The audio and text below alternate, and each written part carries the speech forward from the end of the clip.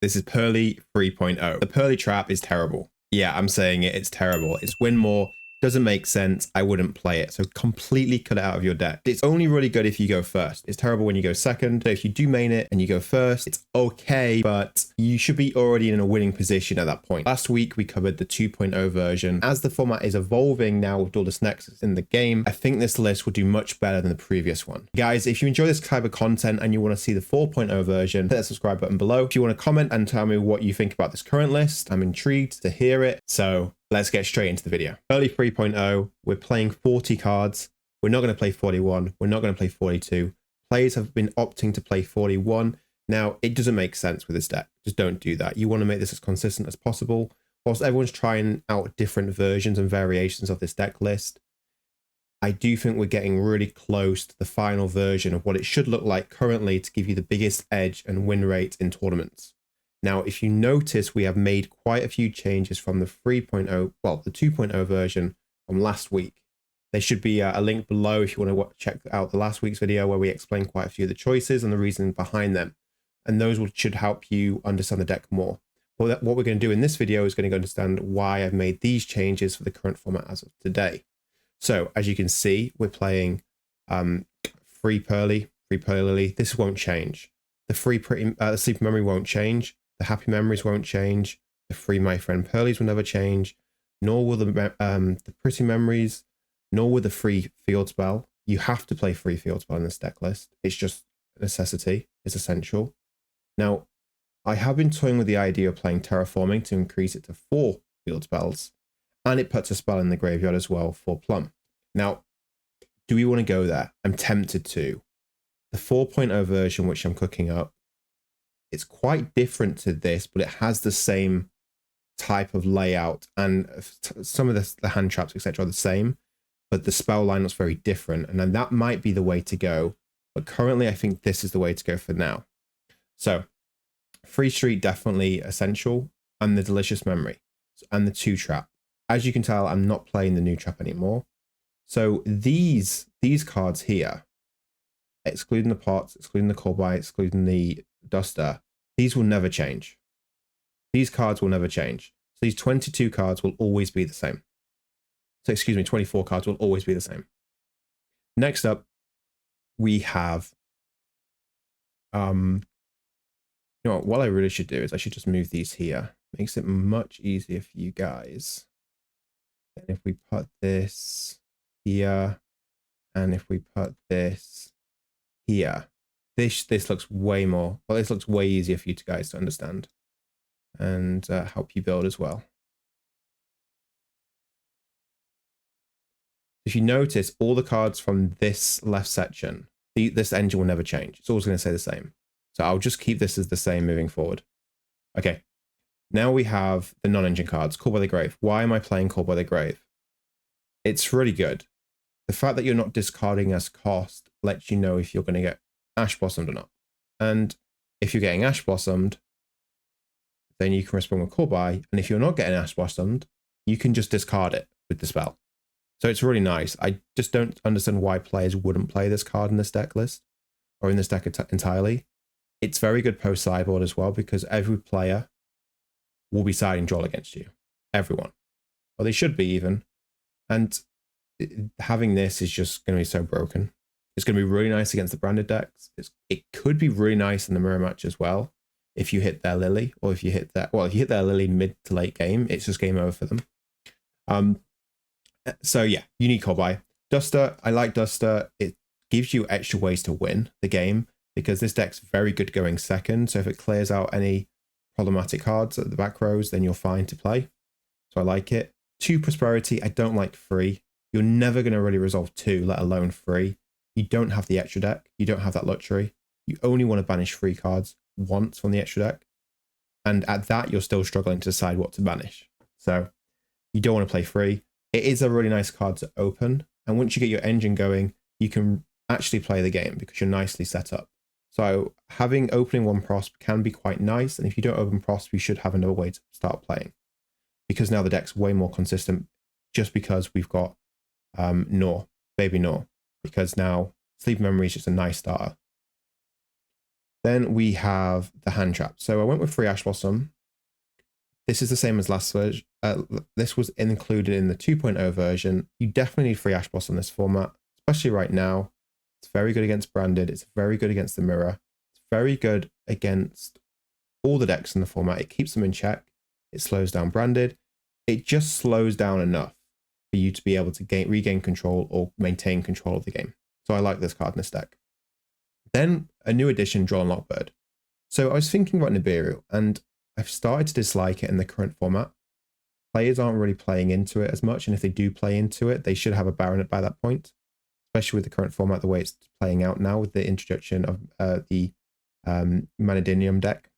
So Draw's really nice right now, and it's very good in the mirror match. Nib isn't very good in the mirror, so this is very strong. If you think about what Nibiru does, it keeps your opponent in check. However, Draw's good going first and second now because we are going to be drawing multiple cards when we go first in their standby phase. So hitting into a draw is just game over for them. And if we go second and we open this, it's just enough to slow them down. So then we can just go into our happiness and then just win. Then we have free Book of Moon. Book of Moon's really strong. You can't cut it. Very good in the mirror match. Being able just to turn your opponent off when you book their monster, which targets from the trap, it's just too broken. And it's really good going first as well. It's nice going second against Kashtira and first against Kashtira. It's just a good card. It's very good. I don't like Eclipse. I really don't like Eclipse. It's only really good going second. I mean, Eclipse can be good going first, but by that point, because the deck's more consistent now, you're able to make a Gnaw more consistently. So I don't really like Eclipse as previously. So yeah, I'm not playing Eclipse. Book of Moon for sure. And then I got free talents. I do like Frost, but if Draw's seeing more play, I've got more ways to get to the trap. So, but then, yeah, I mean, if you get Drawed, you got a choice. I can go Frost, set the trap, or if I have talents instead of Frost, then I can go talents, look at the hand, rip a card, and just hopefully be able to. That should be enough for me to be able to play back on the following turn. So I like talents slightly more. Now there is an argument, yes, to play Frost instead. So I could take 2 talents out, put 2 Frost in. Now Frost then, if I get Drawed, my Frost can then set the trap, or I can get another talent, or I can get my Duster. So that's an option there. But this is more like a budget version. So if you don't really have Frost yet, even though it came out in the OTS, so you have more opportunity to get it. Talents is a great card to play instead. If you want to take out a talents for an Upstart Goblin, you can do that as well. I definitely recommend that. Then we're moving on to the side deck. I'm still playing free Kurikara. I really like this card. As you notice, I'm not playing Nibiru. So if you don't own these cards, you can play Nibiru as an alternative. Next, we have Contact C. It's a really strong card when you go first or second against Branded. Now, the extra deck in Branded, the players shouldn't have space for the out in their extra deck to be able to make this. It's the one that needs a Fallen Valbas plus an effect monster. They shouldn't have space for it. So now this gets good. As players start seeing this more and more and more, Branded will have no choice other than to revert back to playing the out. And when they do that, then there's a good time to switch this card out.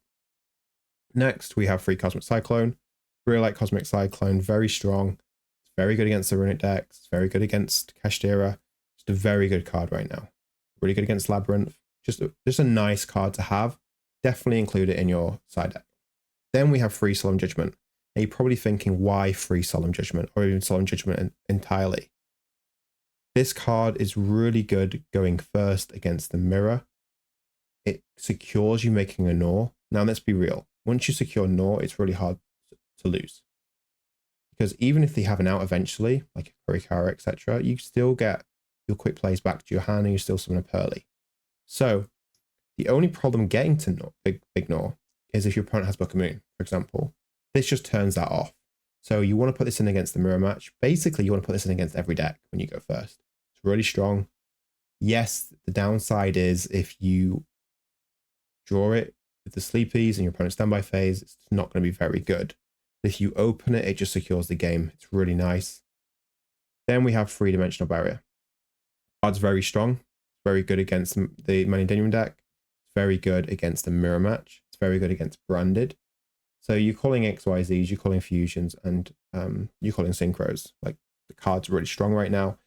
I actually think this card should be banned. I think they should just get rid of it. Because right now, you're going to disagree with me. This card's going to be very unhealthy for the game. And now there's more thrusts in the game because it came out in the OTS pack, so more players have access to it. They're going to be setting barrier. It's going to be quite an uncomfortable format when your opponent's going to flip barrier against you and not let you play.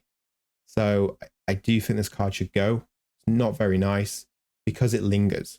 Now, Grave of the Super H&O Organism is very different because that you can just out the card by having back row removal and then continue playing. But if you do have back row removal and they chain barrier to you, it's just game over. So this card's just too broken not to play right now. It makes me want to play Frost in the main deck because when I side this card in, it's just nice. It makes it more consistent. So I might do that in the 4.0 version next week. Then we have the extra, very similar to last week's. We have 2 Big Gnaw, 2 Beauty, 2 Happiness, 2 Gnaw. Now the baby Gnaw, everyone's on about, do you play 1? Do you play 2? I just don't know.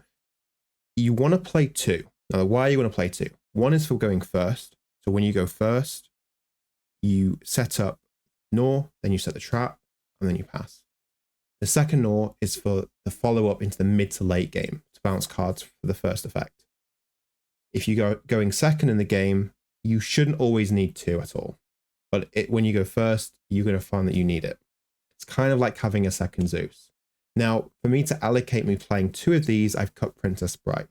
Now, if you want to cut Princess Sprite to play a second one, I would recommend it. If you don't have a second Gnaw yet, then the budget option is to keep Princess Sprite in, or you might want to go with 1 Baby Gnaw and 1 Princess Sprite.